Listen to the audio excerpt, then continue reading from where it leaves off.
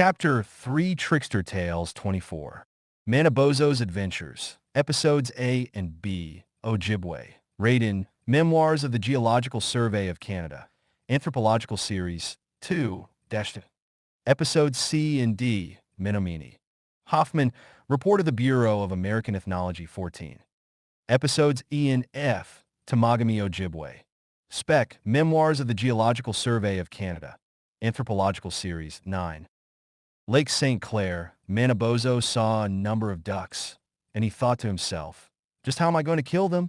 After a while, he took out one of his pails and started to drum and sing at the same time. The words of the song he sang were, I am bringing new songs. When the ducks saw Manabozho standing near the shore, they swam toward him, and as soon as he saw this, he sent his grandmother ahead to build a little lodge where they could live. In the meantime, he killed a few of the ducks, so, while his grandmother started out to build a shelter, Manabozho went towards the lake where the ducks and geese were floating around and around. Manabozho jumped into a sack and then dived into the water. The ducks and geese were quite surprised to see that he was such an excellent diver, and came closer and closer. Then Manabozho challenged them to a contest at diving. He said that he could beat them all. The ducks all accepted the challenge, but Manabozho beat them. Then he went after the geese and beat them too. For a time he was alternately diving and rising to the surface, all around. Finally he dived under the geese and started to tie their legs together with some basswood bark. When the geese noticed this, they tried to rise and fly away, but they were unable to do so, for Manabozho was hanging on to the other end of the string. The geese, nevertheless, managed to rise, gradually dragging Manabozho along with them. They finally emerged from the water and rose higher and higher into the air. Manabozho, however, hung on and would not let go until his hand was cut and the string broke. While walking along the river, he saw some berries in the water. He dived down for them, but was stunned when he unexpectedly struck the bottom.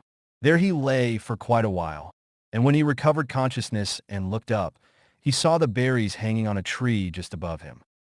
While Manabozho was once walking along a lake shore, tired and hungry, he observed a long, narrow sandbar, which extended far out into the water, around which were myriads of waterfowl.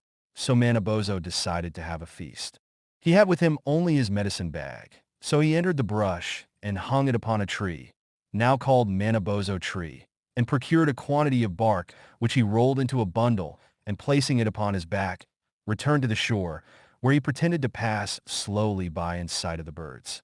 Some of the swans and ducks, however, recognizing Manabozho and becoming frightened, moved away from the shore. One of the swans called out, Ho, Manabozho, where are you going? To this Manabozho replied, I am going to have a song. As you may see, I have all my songs with me. Manabozho then called out to the birds, Come to me, my brothers, and let us sing and dance. The birds assented and returned to the shore, when all retreated a short distance away from the lake to an open space where they might dance. Manabozho removed the bundle of bark from his back and placed it on the ground, got out his singing sticks and said to the birds, Now, all of you dance around me as I drum.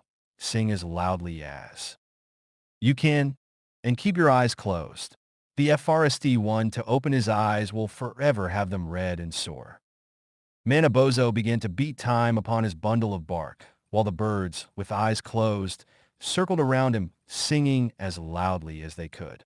Keeping time with one hand, Manabozho suddenly grasped the neck of a swan, which he broke, but before he had killed the bird, it screamed out, whereupon Manabozho said, That's right, brothers, sing as loudly as you can. Soon another swan fell a victim, then a goose, and so on until the number of birds was greatly reduced.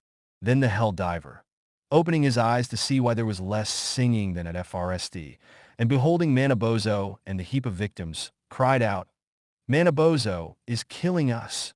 Manabozho is killing us! And immediately ran to the water, followed by the remainder of the birds. As the hell diver was a poor runner, Manabozho soon overtook him and said, I won't kill you, but you shall always have red eyes and be the laughingstock of all the birds.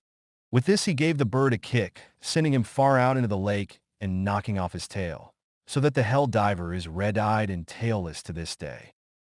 Manabozho then gathered up his birds, and taking them out upon the sandbar, buried them, some with their heads protruding, others with the feet sticking out of the sand. He then built a FRE to cook the game, but as this would require some time, and as Manabozho was tired after his exertion, he stretched himself on the ground to sleep. In order to be informed if anyone approached, he slapped his thigh and said to it, "You watch the birds, and awaken me if anyone should come near them." Then, with his back to the FRE, he fell asleep. After a while, a party of Indians came along in their canoes, and seeing the feast in store, went to the sandbar and pulled out every bird which Manabozho had so carefully placed there, but put back the heads and feet in such a way that there was no indication that the bodies had been disturbed. When the Indians had finished eating, they departed, taking with them all the food that remained from the feast. Some time afterward, Manabozho awoke, and, being very hungry, bethought himself to enjoy the fruits of his stratagem. In attempting to pull a baked swan from the sand, he found nothing but the head and neck, which he held in his hand. Then he tried another, and found the body of that bird also gone. So he tried another, and then another, but each time met with disappointment. Who could have robbed him? He thought. He struck his thigh and asked, "Who has been here to rob me of my feast? Did I not command you to watch while I slept?"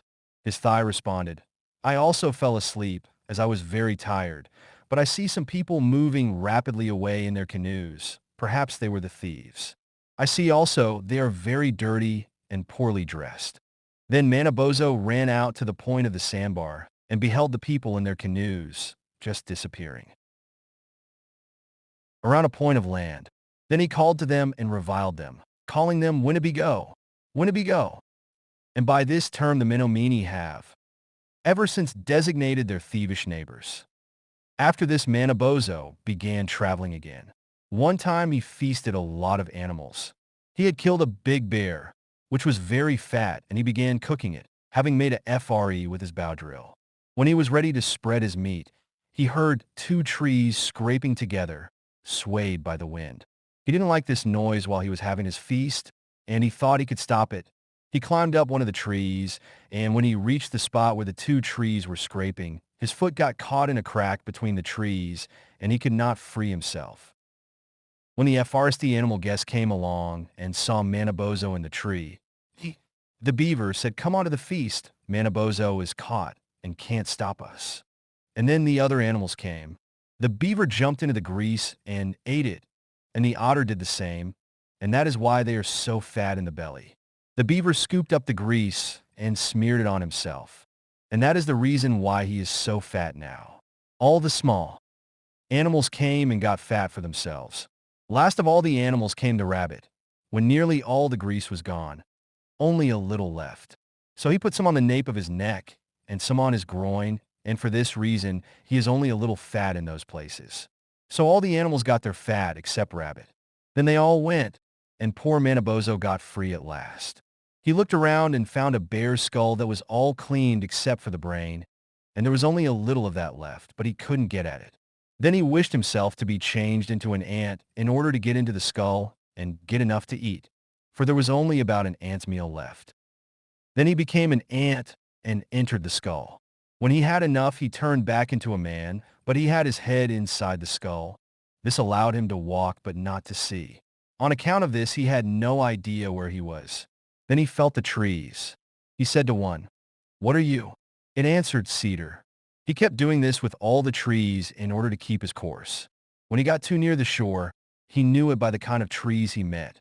So he kept on walking, and the only tree that did not answer promptly was the black spruce, and that said, "I'm say Segendak, black spruce." Then Manabozho knew he was on low ground. He came to a lake, but he did not know how large it was, as he couldn't see. He started to swim across. An Ojibwa was paddling on the lake with his family, and he heard someone calling, "Hey, there's a bear swimming across the lake." Manabozho became frightened at this, and the Ojibwa then said, "He's getting near the shore now." So Manabozho swam faster, and as he could understand the Ojibwa language, he guided himself by the cries. He landed on a smooth rock, slipped and broke the bear's skull, which fell off his head. Then the Ojibwe cried out, "That's no bear. That's Manabozho." Manabozho was all right, now that he could see. So he ran off, as he didn't want to stay with these people. XXV. The Trickster's Great Fall and His Revenge, Menomini. Hoffman, Report of the Bureau of American Ethnology, 14. Once while the buzzard was soaring away through the air, he saw Manabozho walking along. He flew a little toward the ground, with his wings outspread, and heard Manabozho say to him, "Buzzard, you must be very happy up there where you can soar through the air and see what is transpiring in the world beneath.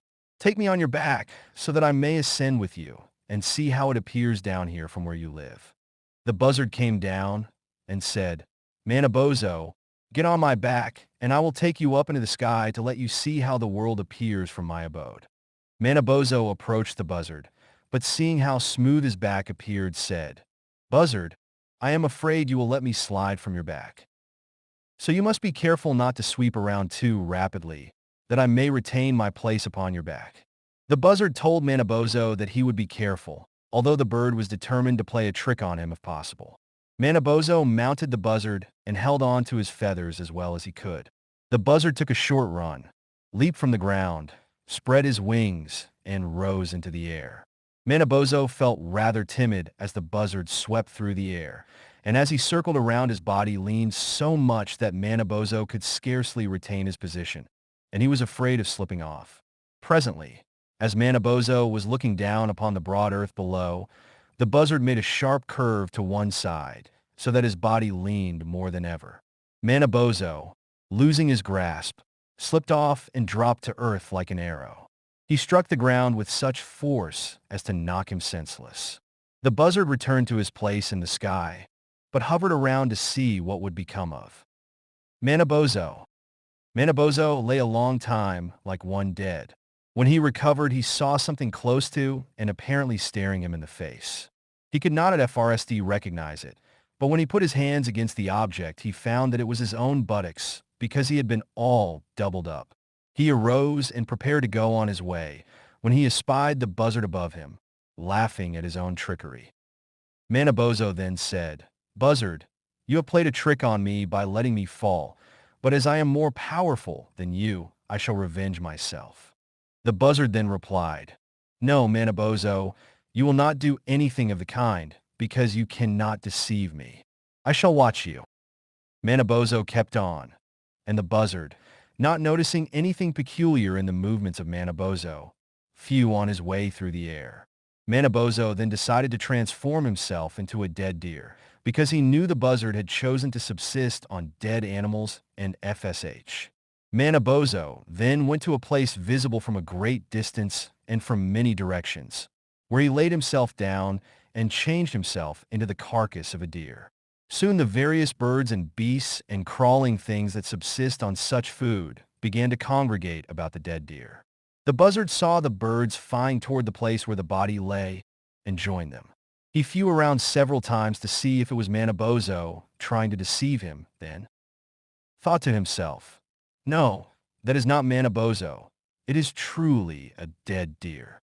He then approached the body and began to pick a hole into the fleshy part of the thigh. Deeper and deeper into the flesh the buzzard picked until his head and neck was buried each time he reached in to pluck the fat from the intestines.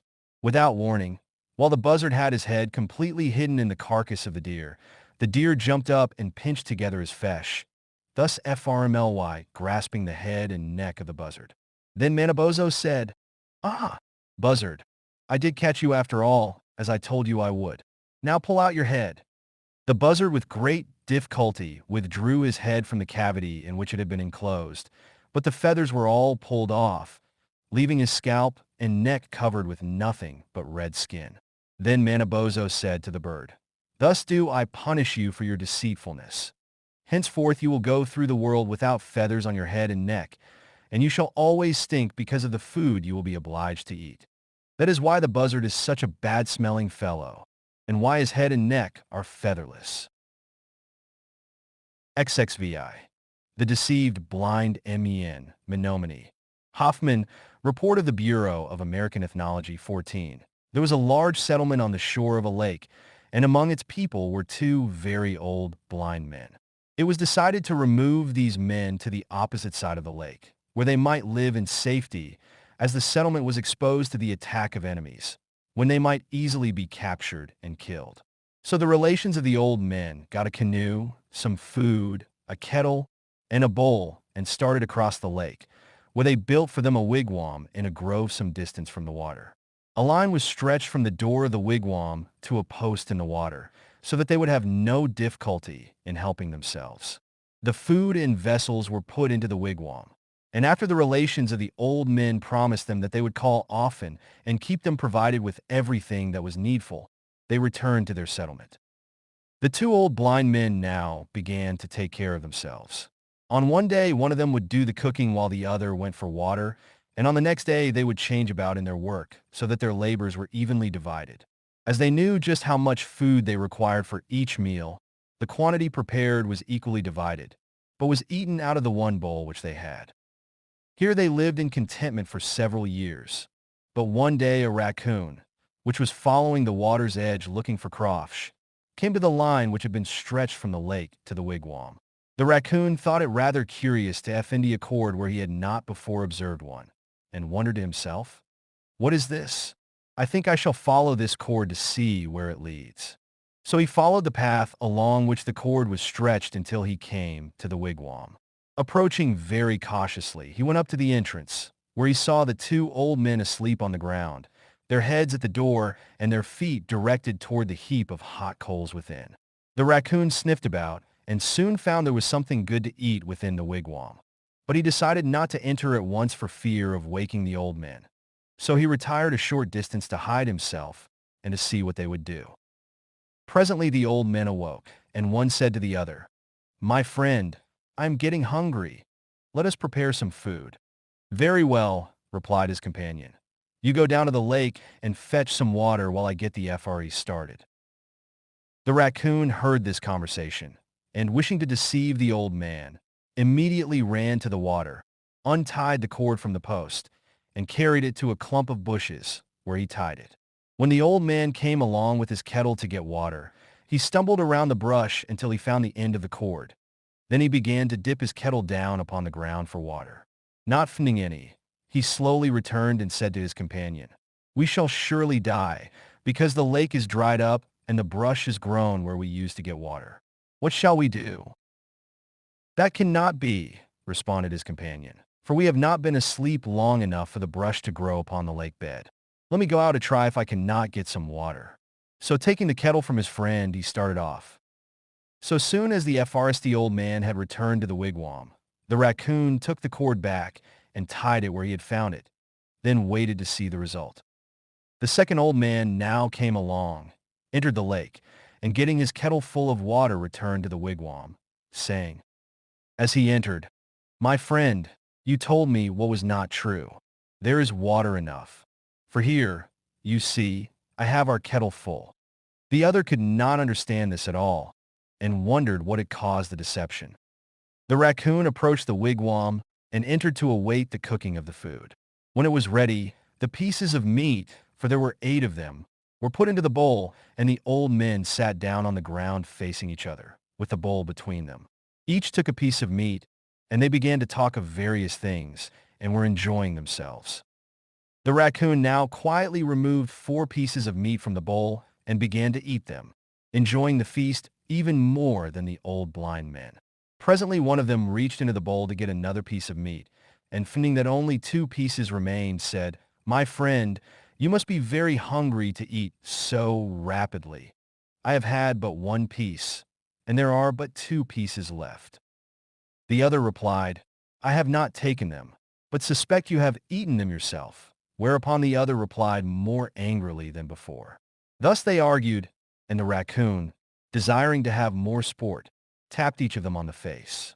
The old men, each believing the other had struck him, began to FGHD, rolling over the floor of the wigwam, upsetting the bowl and the kettle, and causing the FRE to be scattered.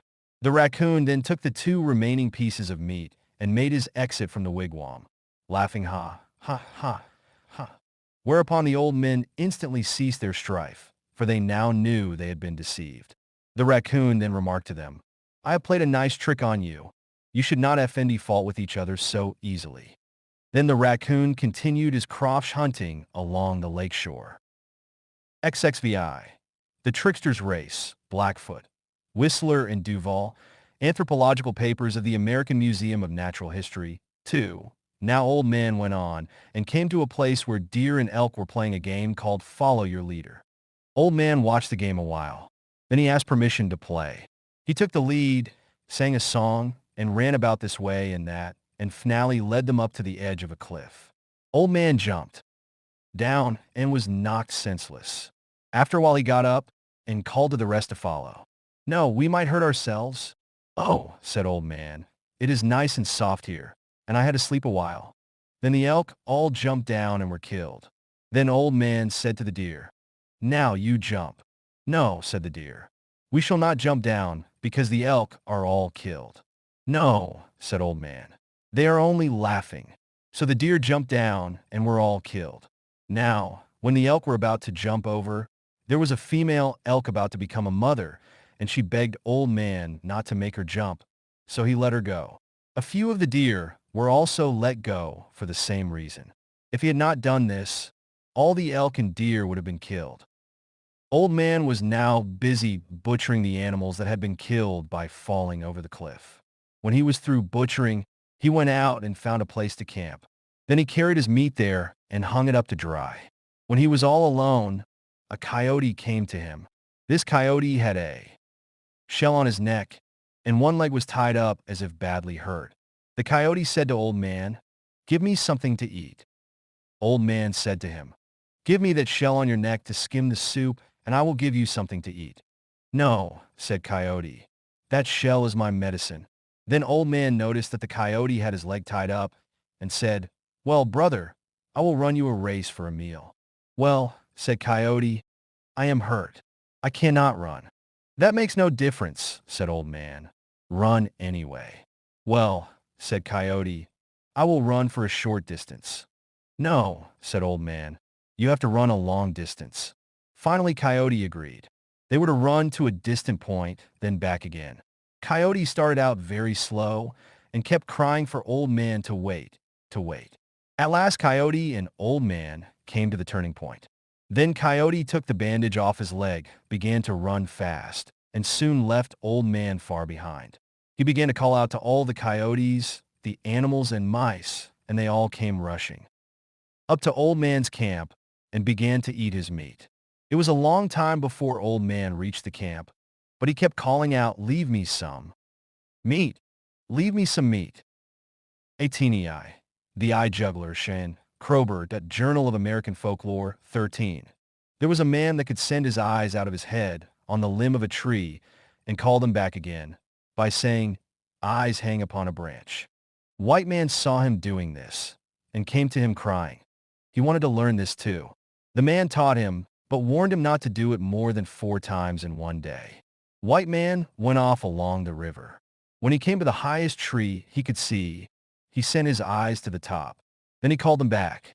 He thought he could do this as often as he wished, disregarding the warning. The FFDH time his eyes remained fastened to the limb. All day he called, but the eyes began to swell and spoil, and fleas gathered on them. White man grew tired and lay down, facing his eyes, still calling for them, though they never came, and he cried. At night he was half asleep when a mouse ran over him. He closed his lids that the mice would not see he was blind, and lay still in order to catch one. At last one sat on his breast. He kept quiet to let it become used to him, and the mouse went on his face, trying to cut his hair for its nest. Then it licked his tears, but let its tail hang in his mouth. He closed it and caught the mouse. He seized it tightly and made it guide him, telling him of his misfortune. The mouse said it could see the eyes, and they had swelled to an enormous size. It offered to climb the tree and get them for him, but White Man would not let it go. It tried to wriggle free, but he held it fast. Then the mouse asked on what condition he would release it, and White Man said, only if it gave him one of its eyes. So he gave him one, and he could see again, and let the mouse go. But the small eye was far back in his socket, and he could not see very well with it. A buffalo was grazing nearby, and as White Man stood near him crying, he looked on and wondered. White Man said, "Here is a buffalo who has the power to help me in my trouble." So the buffalo asked him what he wanted. White Man told him he had lost his eye and needed one. The buffalo took out one of his and put it in White Man's head. Now White Man could see far again, but the eye did not FT the socket. Most of it was outside. The other was far inside. Thus he remained. 29. The Sharpened Leg. Cheyenne, Kroeber, Journal of American Folklore, 13. There was a man whose leg was pointed, so that by running and jumping against trees he could stick in them. By saying Nawitutua, he brought himself back to the ground. On a hot day, he would stick himself against a tree for greater shade and coolness. However, he could not do this trick more than 4 times. Once while he was doing this, White Man came to him, crying, and said, "Brother, sharpen my leg."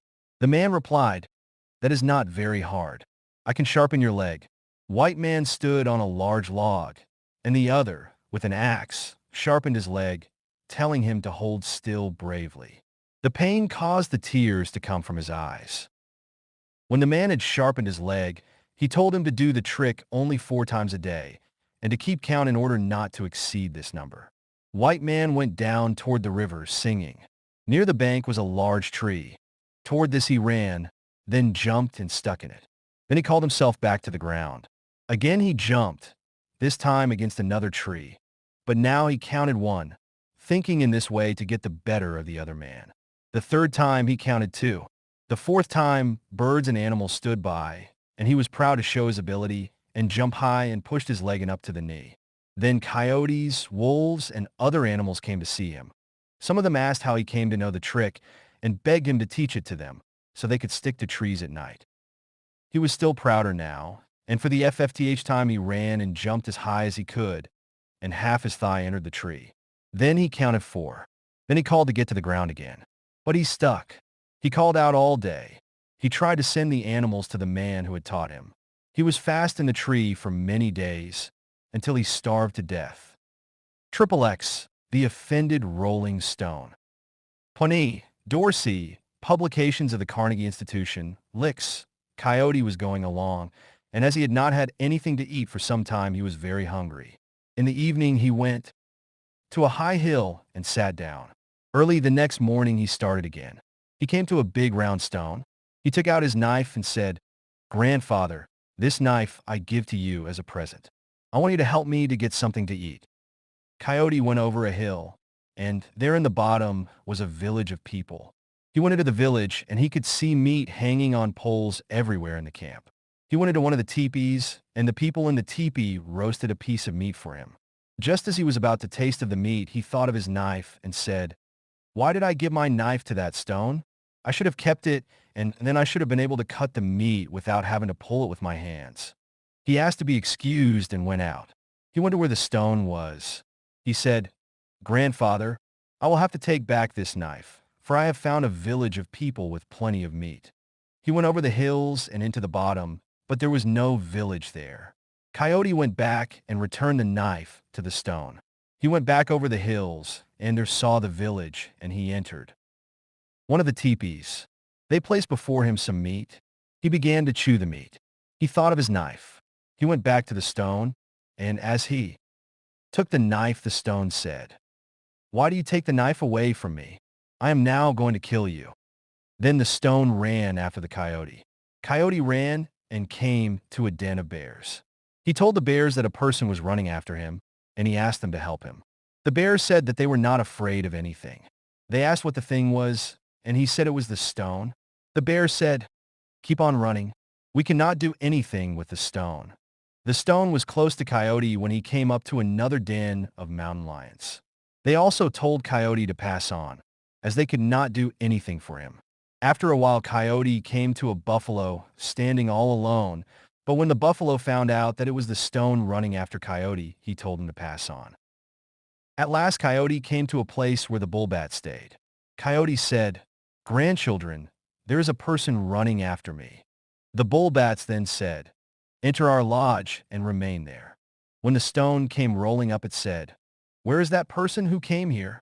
The bull bats did not reply, and the stone became angry. Then the bull bats said, "He is here, and we are going to protect him."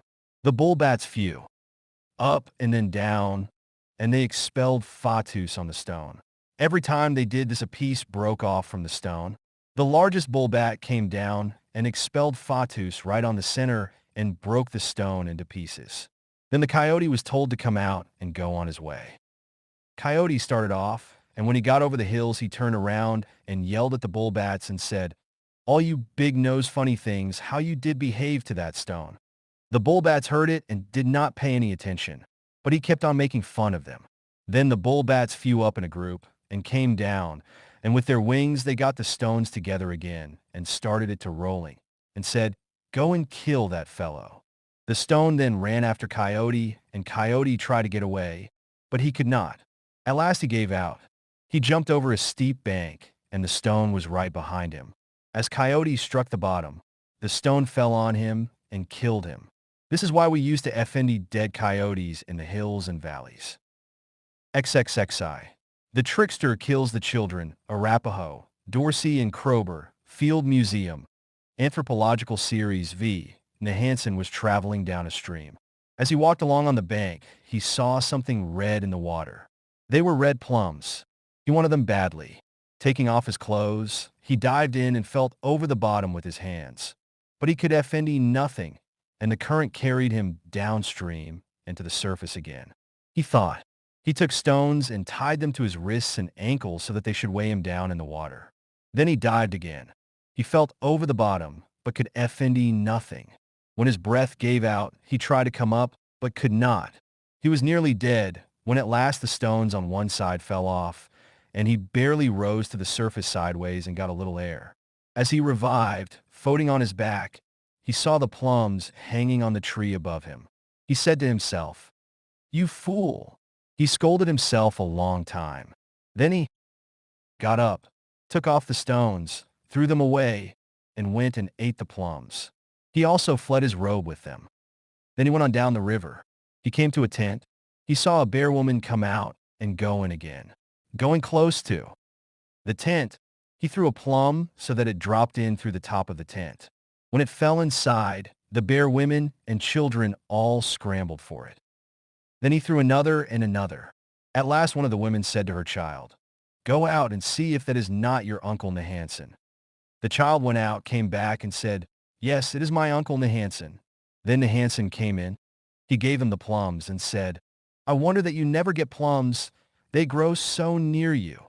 The bear women wanted to get some at once. He said, "Go up the river a little way. It is not far.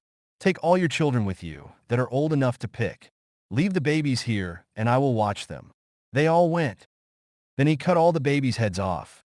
He put the heads back into the cradles. The bodies he put into a large kettle and cooked. When the bear women came back, he said to them, "Have you never been to that hill here?" There were many young wolves there. "In that little hill here?" they asked. "Yes. While you were gone, I dug the young wolves out and cooked them." Then they were all pleased. They sat down and began to eat. One of the children said, "This tastes like my little sister." "Hush," said her mother. "Don't say that." Nahanson became uneasy. "It is too hot here," he said, and took some plums and went off a little distance. There he sat down and ate. When he had finished, he shouted, "Ho! Ho! Bear women, you have eaten your own children." All the bears ran to their cradles and found only the heads of the children.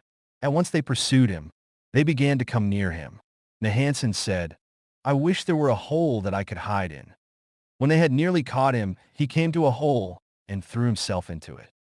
The hole extended through the hill, and he came out on the other side while the bear women were still standing before the entrance. He painted himself with white paint to look like a different person, took a willow stick, put feathers on it, and laid it across his arm. Then he went to the women. "What are you crying about?" he asked them. They told him. He said, "I will go into the hole for you," and crawled in. Soon he cried as if hurt and scratched his shoulders. Then he came out saying, "Nahanson is too strong for me. Go into the hole yourselves. He is not very far in."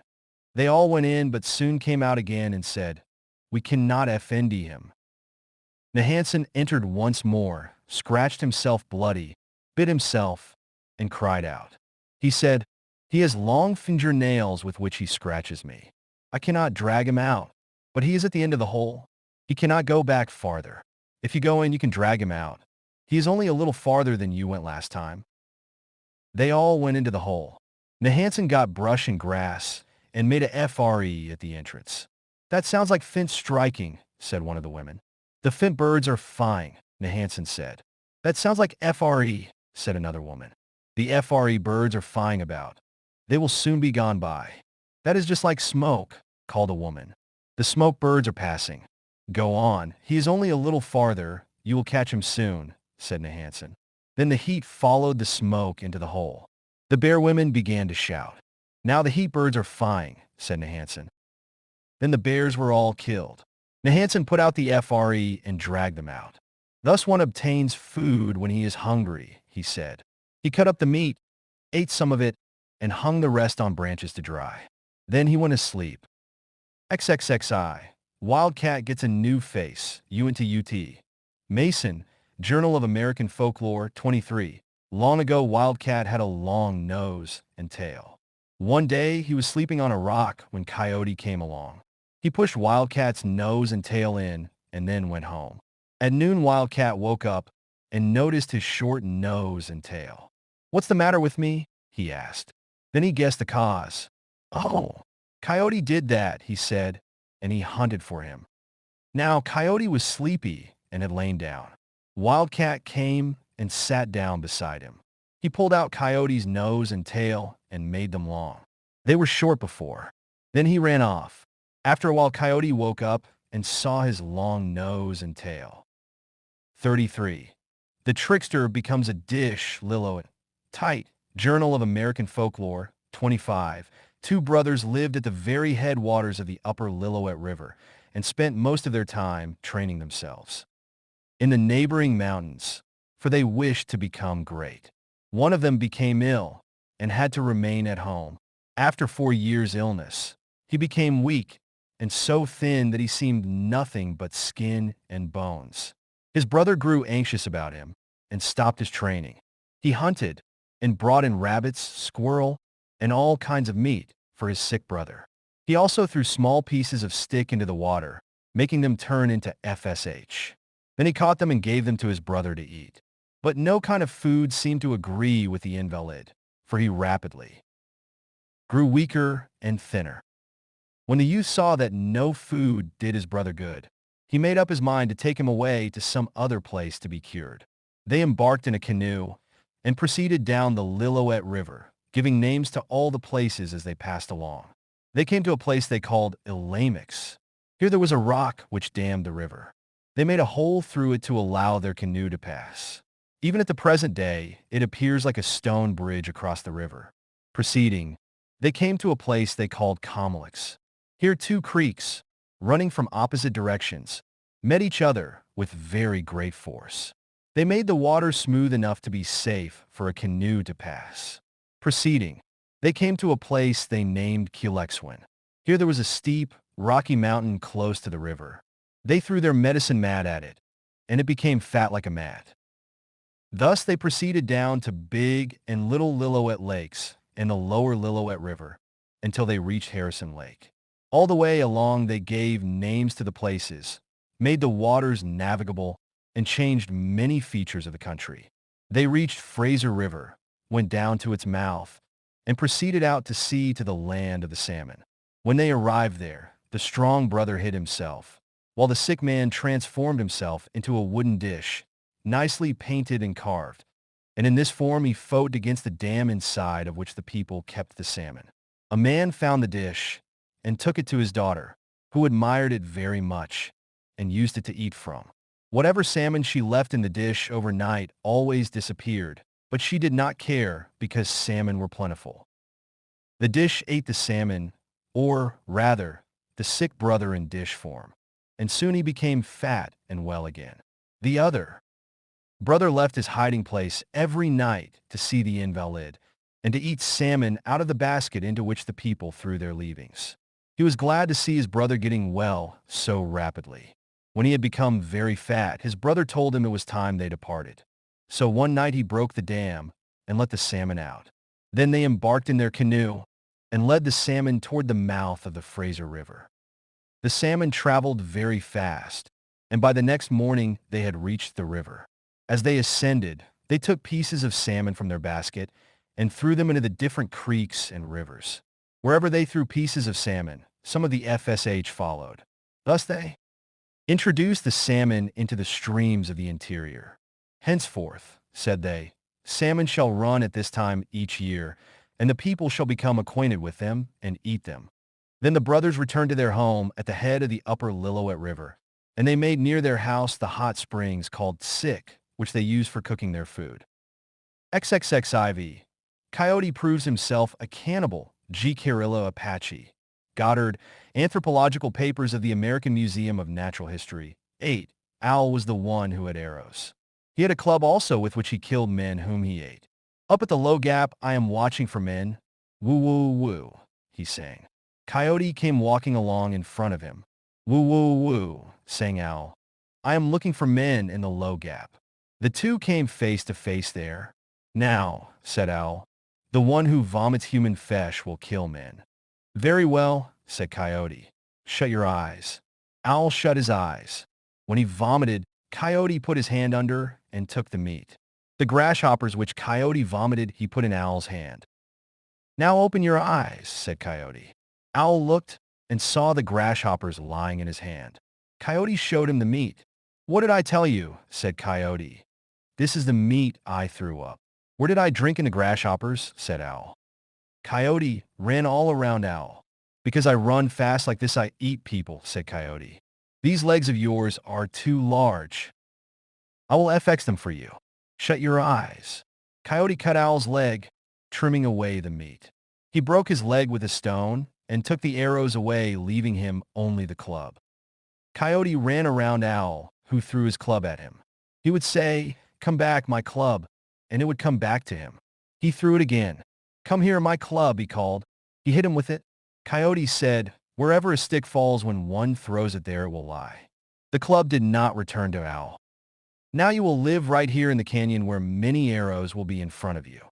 Somebody might kill you, Coyote told him. Owl hitched himself along into the canyon.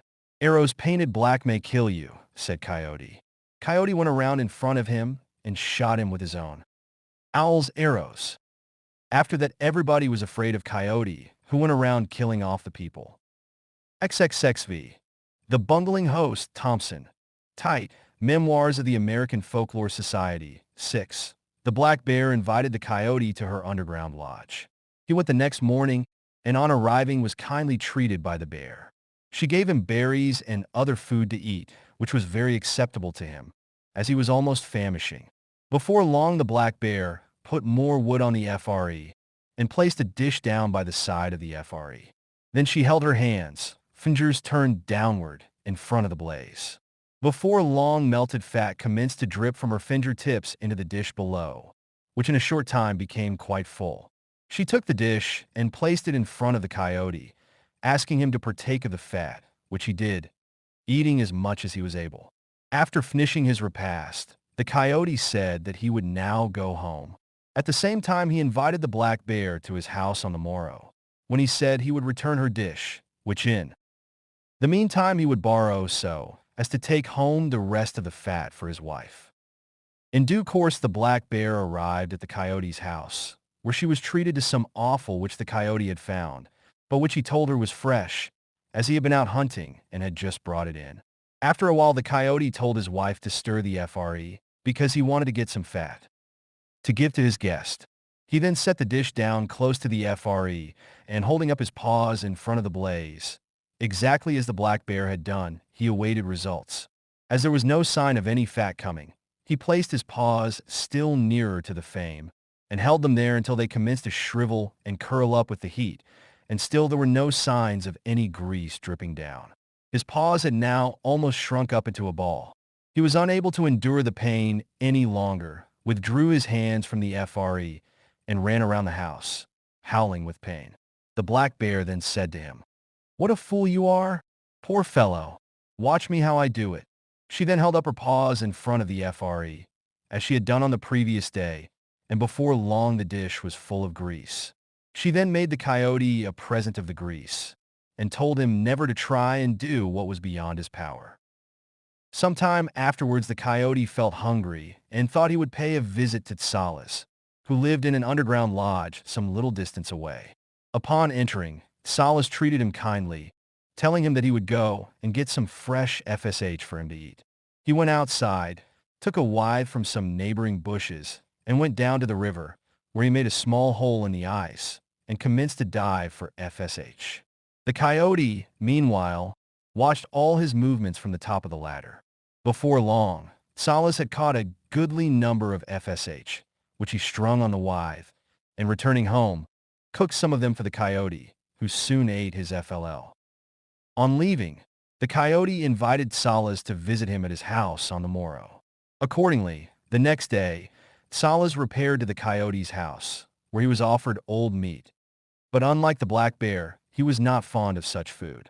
Therefore, the coyote proposed to go and get some fresh FSH for him. The coyote left the house, took a withe, and after making a hole in the ice, put his head down the hole in order to look for the FSH before diving. But in trying to get his head out again, he found that he could not. Wondering at this long absence, Tsalas went to look for his friend and found him with his head stuck down in the ice hole. He pulled him out, more dead than alive, and addressing him said, "Poor fellow, why should you make yourself worse off than you already are? You are very foolish to try to do things that are beyond your powers. Now look at me." Tsalas then put his head down in the hole and soon commenced to toss plenty of FSH out on the ice. He made a present of them to the coyote and went home, leaving the coyote in anything but a pleasant mood. Some time afterwards, the coyote went to the mountains to watch the magpie and learn his methods of hunting. The latter had set a net snare close by his underground lodge. He went up the mountains, singled out a large buck deer, which he teased and called names such as Big Posterior, Hairy Posterior, Short Tail. The buck at last grew angry and charged the magpie, who ran away. He just kept a little ahead of the buck so as to encourage him and led him right into the snare, in which his antlers stuck fast, whilst the magpie jumped over it and, turning round, stabbed the entangled buck to death. The coyote made up his mind that he would do as the magpie had done. So he placed a net snare close by his house, and, going up the mountains, soon fell in with a buck deer, whom he commenced to belittle and slander, calling him all kinds of nasty names, just as the magpie had done. The buck grew angry, charged the coyote, who made for home, where his snare was, with the buck close after him. On reaching the net, the coyote tried to jump over it, but failed to do so. He fell into the net and became entangled in it. Then the buck began to prod him with his antlers, and would have killed him if the people had not run out and prevented it by killing the buck. XXXVI, Coyote and Porcupine, Nez Perce. Spinned in, Journal of American Folklore, 21. Once Porcupine was going along the river bank looking for food. Soon he saw some fat buffalo, 10 of them, just across the river. Then Porcupine wanted to get across the river, but could not. After some thought, he called to the buffalo to stand in line. This was so that he could tell which one was the fattest. Then he picked out the fattest one and told him to swim across the river. When this buffalo came up to Porcupine, he asked Porcupine where he wanted to sit, on his back or on his tail. Porcupine answered, "I would rather be under your forelegs, so I shall not drown." The buffalo agreed. When they were nearly across, Porcupine struck the buffalo under the foreleg with a large knife. So he killed that buffalo, but the others ran away. Porcupine was looking for something with which to sharpen his knife. He was singing, "I wish I could FND something with which to sharpen my knife, for I haven't had any fat buffalo yet." Now Coyote happened to be going by, and he heard Porcupine singing. Coyote came up to him, and Porcupine was afraid. Coyote asked him what he was singing, and Porcupine answered, "I was not singing anything, I was just saying I wish I had some string for my moccasin." Coyote said, "No, you did not say that. I heard what you said." Porcupine said nothing more, so Coyote told him what he had killed. Coyote said, "Now, I have a sharp knife, so I can help you." Then Coyote said, Let us try jumping over the buffalo. The one who jumps over may have it all. I'll try FRSD. Coyote succeeded, but Porcupine did not, so Coyote got all the meat. Then Coyote took a sharp knife and cut Porcupine's head, but did not kill him. Now, Coyote had some children. One of them was with him, and the rest were at home. Coyote said to his child, I am going after the other children. You watch the old Porcupine, and if he gets up you call me and I will come back and kill him. When Coyote was gone, Porcupine got up. The young Coyote cried, Father, Porcupine is up. Then Coyote hurried back and asked his baby what the matter was. The child said, he was trying to take some of the buffalo meat, but now he is quiet again. Coyote started off a second time. When he was a great way off, Porcupine got up. The child called his father, but this time in vain. Porcupine struck the young Coyote with a stone and killed him. Then he set the child up under a tree and stuffed his mouth full of buffalo fat. Then Porcupine took all the meat to the top of a tree and watched for Coyote and his family to come. When Coyote with his wife and children had come up close, Coyote said to the children, Look at your brother. He is eating and having a great time. But when they arrived, they saw that the baby was killed and had his mouth stuffed with fat. Then Coyote was very angry. He wondered where Porcupine had gone. When Coyote looked up, he saw Porcupine sitting in a tall tree laughing. Coyote said, Please come down. But Porcupine answered, I do not like you because you are trying to cheat me out of my buffalo meat. Coyote said, Just give us a little piece of fat or meat. Then Porcupine told Coyote and his family to all stand together under the tree. They did this. Then Porcupine dropped the buffalo head down on them, and they were all killed.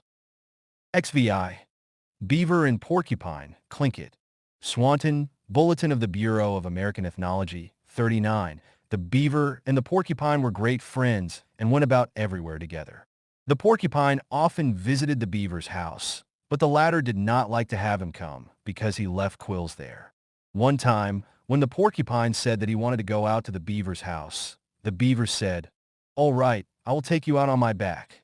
He started, but instead of going to his house, he took him to a stump in the very middle of the lake. Then he said to him, This is my house, left him there, and went ashore. While the porcupine was upon this stump, he began singing a song. Let it become frozen. Let it become frozen so that I can cross to Wolverine Man's place. He meant that he wanted to walk ashore on the ice. So the surface of the lake froze, and he walked home. Some time after this, when the two friends were again playing together, the porcupine said, You come now. It is my turn to carry Jan on my back. Then the beaver got on the porcupine's back, and the porcupine took him to the top of a very high tree, after which he came down and left him. For a long time the beaver did not know how to get down, but finally he climbed down, and they say that this is what gives the broken appearance to tree bark. XXXVI. The Big Turtles War Party, Skeety Panee, Dorsey, Memoirs of the American Folklore Society, 8. A turtle went on the warpath, and as he went along, he met Coyote, who said, And where are you going, grandson? The turtle said, I am on the warpath. Coyote said, Where are you going? I am going to a camp where there are many people, said the turtle. Let me see you run, the turtle said. Coyote ran. The turtle said, You cannot run fast. I do not want you. The turtle went on, and he met a fox. Well, brother, said the fox, where are you going? I am going on the warpath, said the turtle. Where are you going? Said the fox. I am going where there are many people, said the turtle. Can I go with you? Said the fox. The turtle said, Let me see you run. The fox ran, and he went so fast that the turtle could hardly see him. The turtle said, You cannot run fast. I do not want you. The turtle then went on, and a hawk flew by him, and the hawk heard the turtle say, I am on the warpath. I am looking for people to join me. The hawk said, Brother, what did you say? I am on the warpath, said the turtle. Can I join you? Said the hawk. Let me see you fly your best, said the turtle. The hawk flew so fast that the turtle could not see him for a while. When the hawk came back, the turtle said, You cannot fly fast. I do not want you. Again the turtle went on, and kept on saying, I am on the warpath. I'm looking for people to join me. A rabbit jumped up and said, Can I go along? Let me see you run, said the turtle. The rabbit ran and ran fast. The turtle said, you cannot run fast. I do not want you. The turtle went on, saying, I am looking for people to join me. Up jumped a flint knife and said, brother, can I join you? You may if you can run fast, said the turtle. Let me see you run. The knife tried to run and could not. You will do, said the turtle.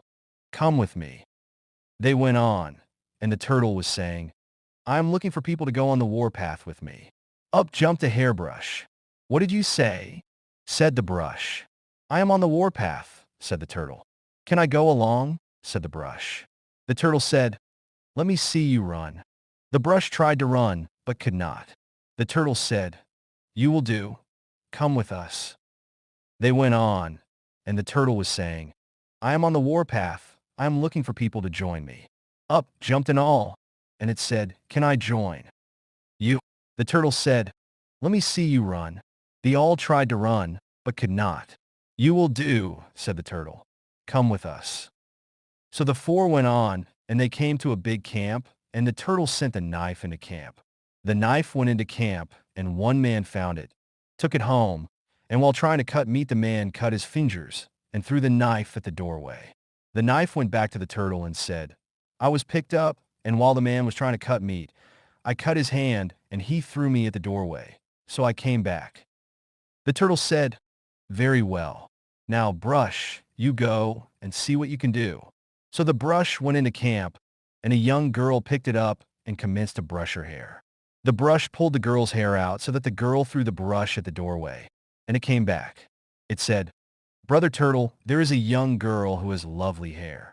She used me on her head, and I pulled on her hair so that she threw me away. See, I have her hair here. Well done, said the turtle.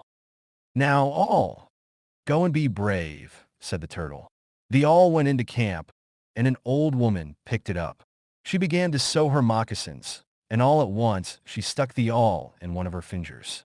The woman threw it away, and it came back and said, Brother Turtle, I hurt a woman badly. She was using me while she was sewing her moccasins, and I stuck one of her fingers. She threw me away.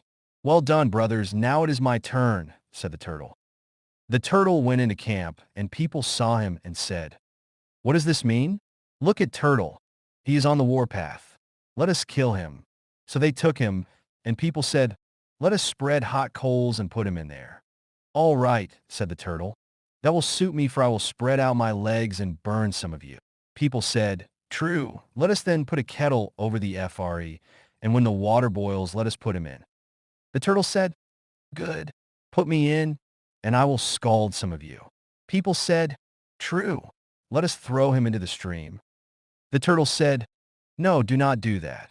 Yum avright, yum avright. People said, He is afraid of water. Let us throw him in there. But the turtle hallooed the more, I am afraid. Do not throw me in the water. So the people threw the turtle in the water. The turtle came up to the surface and said, I am a cheat. Hey, arrow, poking his tongue out. The people picked up the knife, awl, and brush and used them. The turtle stayed in the water, and every time the people went to the water, Turtle would say, I cheated you. Water is my home. People would throw stones at it, and it would dive.